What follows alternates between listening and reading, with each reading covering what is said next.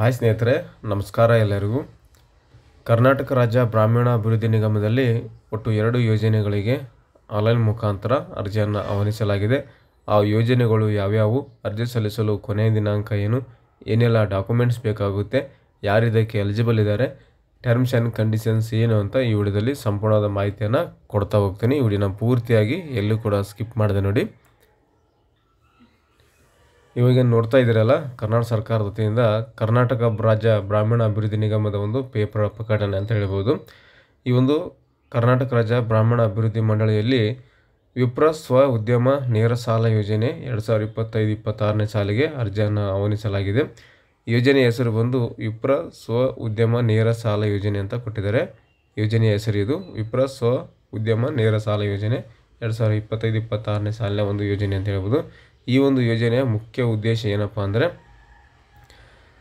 ಈ ಯೋಜನೆಯಲ್ಲಿ ಆರ್ಥಿಕವಾಗಿ ಹಿಂದುಳಿದ ಬ್ರಾಹ್ಮಣ ಸಮುದಾಯದವರು ಸ್ವಯಂ ಉದ್ಯೋಗ ಕೈಗೊಳ್ಳಲು ಕರ್ನಾಟಕ ರಾಜ್ಯ ಗ್ರಾಮೀಣ ಅಭಿವೃದ್ಧಿ ಮಂಡಳಿಯ ವತಿಯಿಂದ ನೇರ ಸಾಲವಾಗಿ ಸಹಾಯಧನ ಮಂಜೂರು ಮಾಡೋಕ್ಕೆ ಈ ಒಂದು ಹಲವಾರು ವೃತ್ತಿಗಳಾದ ಹಸು ಸಾಗಾಣಿಕೆ, ಗುಡಿ ಕೈಗಾರಿಕೆ, ಸಣ್ಣ ಕೈಗಾರಿಕೆ, ಹೋಟೆಲ್ ಉದ್ಯಮ, ಟ್ಯಾಕ್ಸಿ ಓಡಿಸುವುದು ಇತ್ಯಾದಿ ವ್ಯಾಪಾರ ವಹಿವಾಟುಗಳನ್ನು ಕೈಗೊಳ್ಳಲು ಕನಿಷ್ಠ 1 ಲಕ್ಷ ರೂಪಾಯಿ, ಗರಿಷ್ಠ 2 ಲಕ್ಷ ರೂಪಾಯಿವರೆಗೆ ಆರ್ಥಿಕ ನೆರವನ್ನು ಒದಗಿಸಲಾಗುವುದು ಅಂತ ಕೊಟ್ಟಿದ್ದಾರೆ. ಈ ಒಂದು ಯೋಜನೆಯ ಮುಖ್ಯ ಉದ್ದೇಶ ಏನಪ್ಪ ಅಂದರೆ, ಬ್ರಾಹ್ಮಣ ಸಮುದಾಯದವರು ವ್ಯಾಪಾರ ಚಟುವಟಿಕೆ ಕೈಗೊಳ್ಳಲು, ಇಲ್ಲಿ ಏನು ನೋಡ್ತಾ ಇದ್ದೀರಲ್ಲ, ಈ ಒಂದು ವೃತ್ತಿಗಳನ್ನು ಮಾಡಲು ಹಸು ಸಾಗಾಣಿಕೆ ಮಾಡೋದು, ಗುಡಿ ಕೈಗಾರಿಕೆ ಮಾಡೋದು, ಸಣ್ಣ ಕೈಗಾರಿಕೆ ಮಾಡೋದು, ಹೋಟೆಲ್ ಉದ್ಯಮ ಸ್ಥಾಪನೆ ಮಾಡೋದು ಮತ್ತು ಟ್ಯಾಕ್ಸಿ ಓಡಿಸೋದಕ್ಕೆ, ಒಟ್ಟು ವ್ಯಾಪಾರ ವಹಿವಾಟು ಮಾಡೋದಕ್ಕೆ ಈ ಒಂದು ಅಮೌಂಟನ್ನು ಕೊಡಲಾಗುತ್ತೆ ಅಂತ ಕೊಟ್ಟಿದ್ದಾರೆ.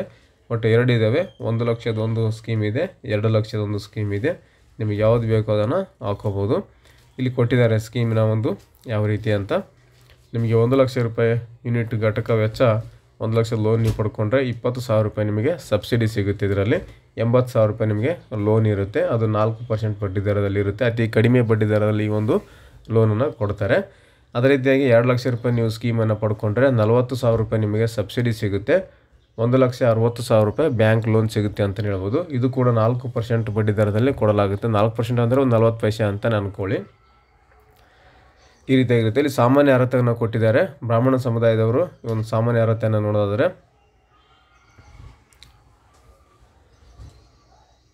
ಈ ಒಂದು ಅರ್ಜಿ ಸಲ್ಲಿಸಬೇಕಾದ್ರೆ ಬ್ರಾಹ್ಮಣ ಸಾಮಾನ್ಯ ವರ್ಗಕ್ಕೆ ಸೇರಿದವರಿಗೆ ಕೊಟ್ಟಿದ್ದಾರೆ. ಅಂದರೆ ಬ್ರಾಹ್ಮಣರಿಗೆ ಮಾತ್ರ ಈ ಒಂದು ಅವಕಾಶ ಇರೋದು, ಬೇರೆಯವರಿಗೆ ಅವಕಾಶ ಇಲ್ಲ. ಬ್ರಾಹ್ಮಣರಿಗೆ ಕಾಸ್ಟ್ ಇನ್ಕಮ್ ಬರೋದಿಲ್ಲ, ಓನ್ಲಿ ಇನ್ಕಮ್ ಮಾತ್ರ ಬರುತ್ತೆ. ಸಾಮಾನ್ಯ ವರ್ಗಕ್ಕೆ ಸೇರಿದವರು ಬ್ರಾಹ್ಮಣ. EWS ಸರ್ಟಿಫಿಕೇಟ್ ಬರುತ್ತೆ. EWS ಸರ್ಟಿಫಿಕೇಟನ್ನು ಹೊಂದಿರಬೇಕಾಗುತ್ತೆ. ಅರ್ಜಿದಾರರು ಕರ್ನಾಟಕ ರಾಜ್ಯದವರು ಆಗಿರಬೇಕು, ಬೇರೆ ರಾಜ್ಯದವ್ರಿಗೆ ಅವಕಾಶ ಇಲ್ಲ.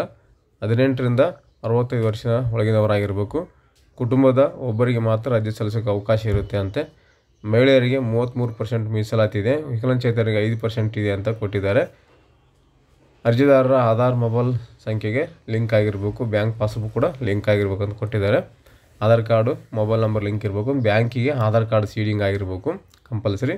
ಅರ್ಜಿ ಸಲ್ಲಿಸುವ ಕೊನೆಯ ದಿನಾಂಕ 30/10/2025ವರೆಗೆ ಸಂಜೆ 5 ಗಂಟೆವರೆಗೆ ಅಂತ ಕೊಟ್ಟಿದ್ದಾರೆ.